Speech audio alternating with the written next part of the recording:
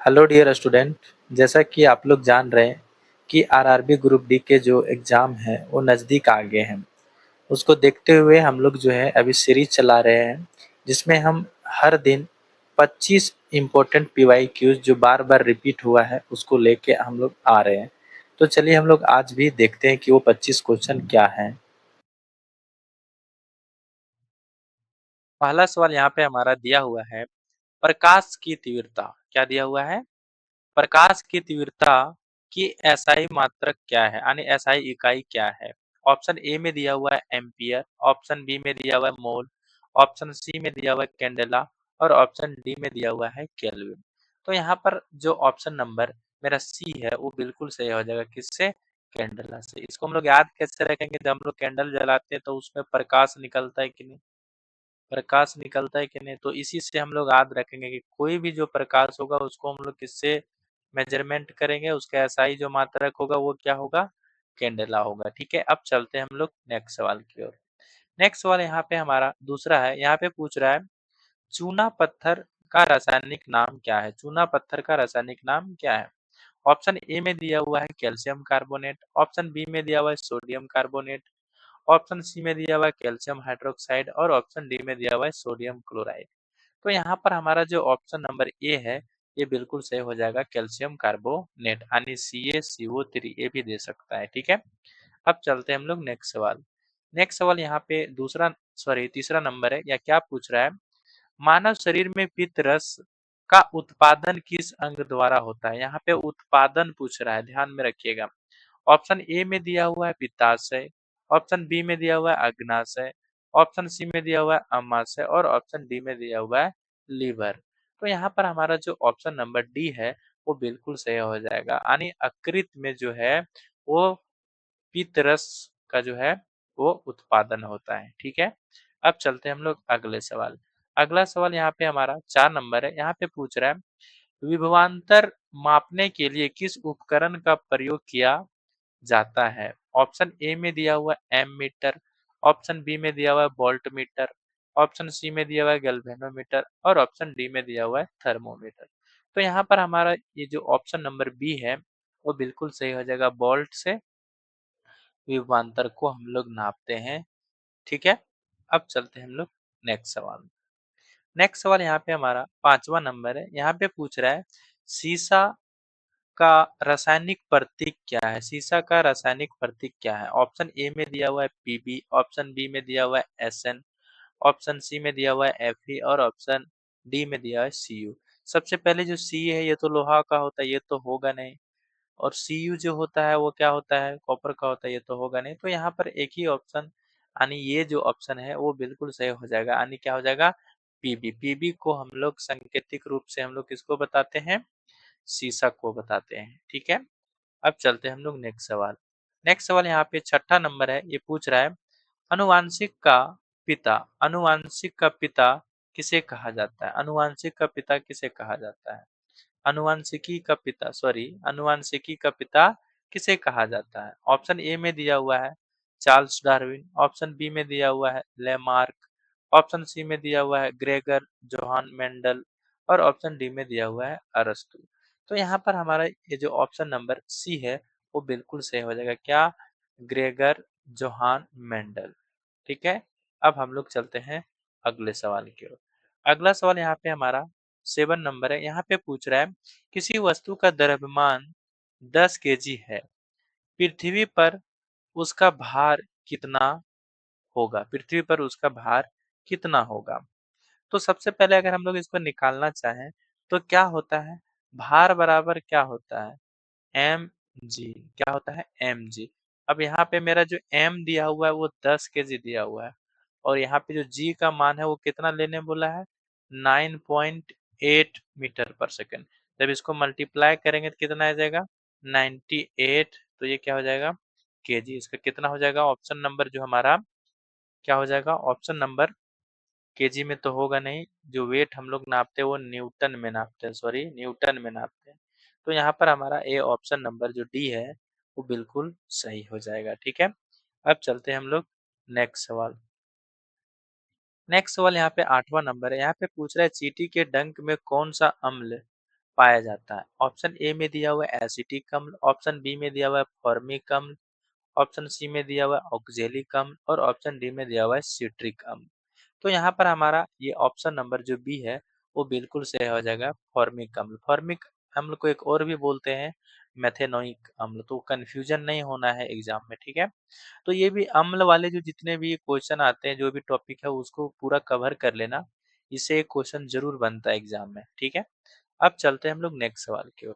Next सवाल 9 number है, यहाँ पे पूछ रहा है पौधों में वाष्पोत्सर्जन की दर को मापने के लिए किस यंत्र का उपयोग किया जाता है? ऑप्शन ए में दिया हुआ है फोटोमीटर, ऑप्शन बी में दिया हुआ है एक्सेनोमीटर, ऑप्शन सी में दिया हुआ है बेरोमीटर और ऑप्शन डी में दिया हुआ है हाइड्रोमीटर। तो यहाँ पर हमारा जो ऑप्शन नंबर ए है वो बिल्कुल सही हो जाएगा, फोटोमीटर। यानी फोटोमीटर के ही द्वारा वाष्पोत्सर्जन को जो है, वाष्पोत्सर्जन का जो दर होता है उसको हम लोग मापते हैं, किससे? फोटोमीटर से, ठीक है। अब चलते हैं हम लोग नेक्स्ट सवाल की ओर। नेक्स्ट सवाल यहाँ पे हमारा 10वां नंबर है, यहाँ पे पूछ रहा है भूस्तरीय उपग्रह की परिक्रमा अवधि कितनी बार होती है? भूस्तरीय उपग्रह की परिक्रमा अवधि कितनी बार होती है? ऑप्शन ए में दिया हुआ है 12 घंटे, ऑप्शन बी में दिया हुआ है 48 घंटे, ऑप्शन सी में दिया हुआ है 24 घंटे और ऑप्शन डी में दिया हुआ है 365 दिन। तो यहाँ पर हमारा ये ऑप्शन नंबर जो सी है वो बिल्कुल सही हो जाएगा, क्या? 24 घंटे। भूस्तरीय ग्रह जो है उसकी अवधि कितना है परिक्रमा का? 24 घंटे। तो ऑप्शन नंबर सी जो है वो बिल्कुल सही हो जाएगा। आगे चलते हैं। अगला सवाल यहाँ पे 11 नंबर है, यहाँ पे बोल रहा है सोने को धोलने के लिए किस अम्ल के मिश्रण का उपयोग किया जाता है? किस अम्ल के मिश्रण का उपयोग किया जाता है किसको? सोना को धोने के लिए, धोलने के लिए यानी धोने के लिए। ऑप्शन ए में दिया हुआ है H2SO4 and HNO3, option B में दिया हुआ है HCl और HNO3, रेशियो क्या होना चाहिए? 3:1 रेशियो का होना चाहिए। और सी में क्या बोल रहा है? HCl और H2SO4। डी में बोल रहा है केवल सांद्र HCl। तो यहाँ पर हमारा जो ऑप्शन नंबर बी है वो बिल्कुल सही हो जाएगा, HCl और क्या है? HNO3, जो कि 3:1 के में लेना है, ठीक है। अब चलते हैं नेक्स्ट सवाल। नेक्स्ट सवाल यहाँ पे 12 नंबर है, यहाँ पे पूछ रहा है मानव शरीर में लिखा हुआ है आरबीसी, मानव शरीर में आरबीसी का निर्माण कहाँ होता है? मानव शरीर में आरबीसी का निर्माण कहाँ होता है? ऑप्शन ए में दिया हुआ है यकृत में, ऑप्शन बी में दिया हुआ है हृदय में, ऑप्शन सी में दिया हुआ है प्लीहा में और ऑप्शन डी में दिया हुआ है अस्थि मज्जा में। तो यहाँ पर हमारा जो ऑप्शन नंबर बी है वो बिल्कुल सही हो जाएगा, क्या? अस्थि मज्जा में। अब चलते हैं नेक्स्ट सवाल। नेक्स्ट सवाल यहाँ पे 13 नंबर है, यहाँ पे पूछ रहा है इंद्रधनुष का बनना प्रकाश की किस परिघटना का उदाहरण है? प्रकाश की किस परिघटना का उदाहरण है? ऑप्शन ए में दिया हुआ है वर्ण विक्षेपण और आंतरिक परावर्तन, ऑप्शन बी में दिया हुआ है केवल विवर्तन और ऑप्शन डी में दिया हुआ है केवल व्यतिकरण, सॉरी ऑप्शन सी था ये, और ऑप्शन डी में दिया हुआ है क्या? केवल घूर ध्रुवन, ध्रुवन, केवल ध्रुवन। तो यहाँ पर हमारा जो ऑप्शन नंबर ए है वो बिल्कुल सही हो जाएगा। क्या होना चाहिए उसमें? वर्ण विक्षेपण होना चाहिए और क्या हो जाए? आंतरिक परिवर्तन होना चाहिए, जिसको हम लोग TIR भी बोलते हैं, टोटल इंटरनल रिफ्रैक्शन बोलते हैं, ठीक है। अब हम लोग चलते हैं नेक्स्ट क्वेश्चन की ओर। नेक्स्ट क्वेश्चन यहाँ पे हमारा 14 नंबर है, यहाँ पे पूछ रहा है मार्स गैस के रूप में किसे जाना जाता है? मार्स गैस के रूप में किसे जाना जाता है? ऑप्शन ए में दिया हुआ है एथेन, ऑप्शन बी में दिया हुआ है प्रोपेन, ऑप्शन सी में दिया हुआ है मीथेन और ऑप्शन डी में दिया हुआ है ब्यूटेन। तो यहाँ पर हमारा जो ऑप्शन नंबर सी है वो बिल्कुल सही हो जाएगा, क्या? मीथेन। मीथेन को मार्स गैस बोला जाता है, ठीक है। अब चलते हैं हम लोग नेक्स्ट सवाल की ओर। नेक्स्ट सवाल यहाँ पे हमारा 15 नंबर है, यहाँ पे पूछ रहा है घोंघा किस संघ का प्राणी है? घोंघा किस संघ का प्राणी है? आर्थ्रोपोडा, ऑप्शन बी में दिया हुआ है मोलस्का, ऑप्शन सी में दिया हुआ है एनलिडा और ऑप्शन डी में दिया हुआ है निडेरिया। तो यहाँ पर हमारा जो ऑप्शन नंबर बी है वो बिल्कुल सही हो जाएगा, क्या? मोलस्का। मोलस्का प्राणी में ये आता है कौन? घेंघा, घोंघा जिसको हम लोग बोलते हैं। ठीक है, अब हम लोग चलते हैं नेक्स्ट सवाल की ओर। नेक्स्ट सवाल यहाँ पे हमारा 16 नंबर है। यहाँ पे पूछ रहा है ध्वनि का तारत्व मुख्य रूप से किस पर निर्भर करता है? ध्वनि का जो तारत्व है वो किस पर निर्भर करता है? ऑप्शन ए में दिया हुआ है आयाम, ऑप्शन बी में दिया हुआ है वेग, ऑप्शन सी में दिया हुआ है तीव्रता और ऑप्शन डी में दिया हुआ है आवृत्ति। तो यहाँ पर हमारा जो ऑप्शन नंबर डी है वो बिल्कुल सही हो जाएगा। क्या? आवृत्ति यानी फ्रीक्वेंसी पर ध्वनि का तारत्व निर्भर करता है। ठीक है, अब चलते हैं नेक्स्ट सवाल। नेक्स्ट सवाल यहाँ पे हमारा 17 नंबर है। यहाँ पे पूछ रहा है कांसा मिश्र धातु मुख्य रूप से किन धातुओं से मिलकर बनती है? कौन सा धातुओं से कांसा मिलकर बनती है? ऑप्शन ए में दिया हुआ है तांबा और टीन, ऑप्शन बी में दिया हुआ है तांबा और जस्ता, ऑप्शन सी में दिया हुआ है सीसा और टीन और ऑप्शन डी में दिया हुआ है लोहा और निकेल। तो यहाँ पर हमारा जो सही ऑप्शन है यह है ऑप्शन नंबर ए यानी तांबा और टीन को मिला करके क्या बना जाता है? कांसा बना जाता है।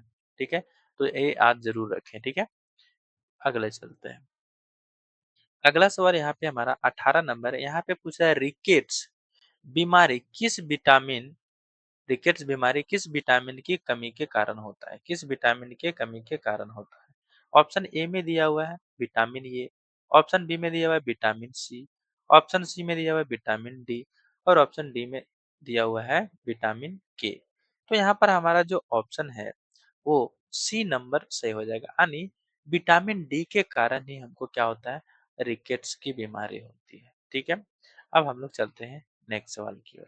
नेक्स्ट सवाल यहाँ पे हमारा 19 नंबर है। यहाँ पे पूछ रहा है पृष्ठीय तनाव का एसआई मात्रक क्या होता है? पृष्ठीय तनाव यानी सरफेस टेंशन, सरफेस टेंशन का एसआई मात्रक क्या होता है? ऑप्शन ए में दिया हुआ है newton metre square, option B में दिया हुआ है न्यूटन पर मीटर, ऑप्शन सी में दिया हुआ है जूल पर मीटर और ऑप्शन डी में दिया हुआ है पास्कल। तो यहाँ पर हमारा जो ऑप्शन नंबर बी है वो बिल्कुल सही हो जाएगा, न्यूटन पर मीटर। किसका एसआई मात्रक है? सरफेस टेंशन और हिंदी में बोले तो पृष्ठ तनाव का एसआई मात्रक जो होता है वो क्या होता है? न्यूटन पर मीटर। अब चलते हैं नेक्स्ट सवाल। नेक्स्ट सवाल यहाँ पे 20वां नंबर है। यहाँ पे पूछ रहा है आधुनिक आवर्त सारणी में हैलोजन किस ग्रुप यानी किस समूह में आते हैं? हैलोजन किस समूह में आते हैं? इसको पिछले वीडियो में भी हम बताए थे। पहला ऑप्शन दिया हुआ है 17, दूसरा समूह बोल रहा है 18 में है, सी बोल रहा है 1 में है और डी बोल रहा है समूह 16 में है। तो यहाँ पर हमारा जो ऑप्शन नंबर बी है वो बिल्कुल सही हो जाएगा। क्या? 18 ग्रुप में जो है उसमें क्या है? 18 समूह में हैलोजन ग्रुप है।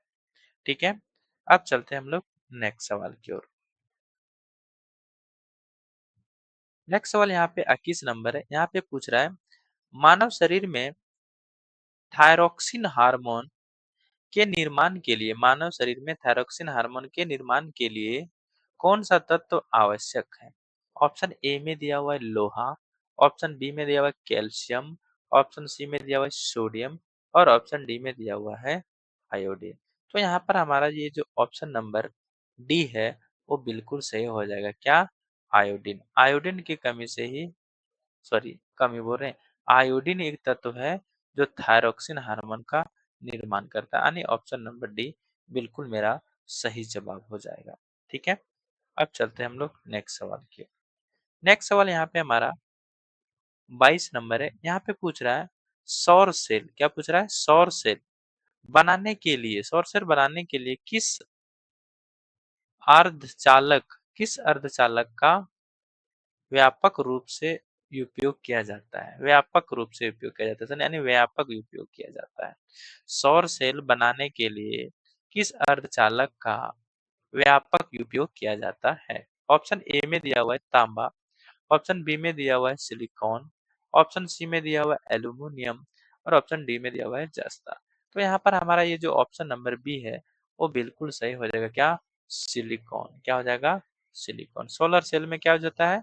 सिलिकॉन यूज होता है बनाने के लिए उसको। ठीक है, नेक्स्ट सवाल यहाँ पे हमारा 23 नंबर है। यहाँ पे पूछ रहा है भारी जल यानी हैवी वाटर की खोज किस वैज्ञानिक ने की थी? हैवी वाटर जल का यानी भारी जल का खोज किसने किया था? ऑप्शन ए में दिया हुआ है रदरफोर्ड, ऑप्शन बी में दिया चैडविक, ऑप्शन सी में दिया हुआ है हेरो हेरोल्ड पूरे सॉरी हेरोल्ड यूरे और ऑप्शन डी में दिया हुआ है डाल्टन। तो यहाँ पर हमारा जो ऑप्शन नंबर सी है वो बिल्कुल सही हो जाएगा। क्या? हेरोल्ड यूरो ने भारी जल का खोज किया था। ठीक है, अब चलते हैं नेक्स्ट सवाल। नेक्स्ट सवाल यहाँ पे हमारा 24 नंबर है। यहाँ पे पूछ रहा है मानव आंख के किस भाग का दान आई डोनेशन किया जाता है? ठीक है, किया जाता है। मानव मानव आंख के किस भाग का दान किया जाता है? ऑप्शन ए में दिया हुआ है कॉर्निया, ऑप्शन बी में दिया हुआ है लेंस, ऑप्शन सी में दिया हुआ है रेटिना और ऑप्शन डी में दिया हुआ है पूर्ण अंग। तो यहाँ पर हमारा जो ऑप्शन नंबर ए है वो बिल्कुल सही हो जाएगा। क्या? कॉर्निया का। कॉर्निया का ही हम लोग बोलते हैं क्या? आंखों के दान, है ना। मानव आंख के किस भाग का दान होता है? तो किसका भाग का दान होता है? कॉर्निया का होता है। ठीक है, अब चलते हैं नेक्स्ट सवाल। नेक्स्ट सवाल यहाँ पे जो हमारा 25 नंबर है ये लास्ट होगा। तो यहाँ पे 25वां सवाल क्या पूछ रहा है? निकट दृष्टि दोष में उपयुक्त अवतल लेंस की क्षमता क्या का चिन्ह कैसा होता है? किसमें पूछ रहा है? निकट दृष्टि दोष में प्रयुक्त अवतल लेंस की क्षमता का चिन्ह कैसा होता है? ऑप्शन ए में दिया हुआ है धनात्मक, ऑप्शन बी में दिया हुआ है ऋणात्मक, ऑप्शन सी में दिया हुआ है शून्य और ऑप्शन डी में दिया हुआ है यह निश्चित। तो यहाँ पर हमारा जो ऑप्शन नंबर बी है वो बिल्कुल सही हो जाएगा। क्या? क्या उसकी फोकस जो होगा यानी क्षमता जो होगा वो क्या होगा? ऋणात्मक होगा। तो यहाँ पर हमारा बी नंबर जो ऑप्शन है वो बिल्कुल सही हो जाएगा। तो यहाँ पर हमारा जो 25 क्वेश्चन था वो समाप्त हो गया। ये काफी इंपॉर्टेंट थे और आसान भी थे। तो इसको आप जरूर याद करके जाएं अपने एग्जाम से पहले। ठीक है दोस्तों, मिलते हैं आपको हम फिर से नेक्स्ट वीडियो में।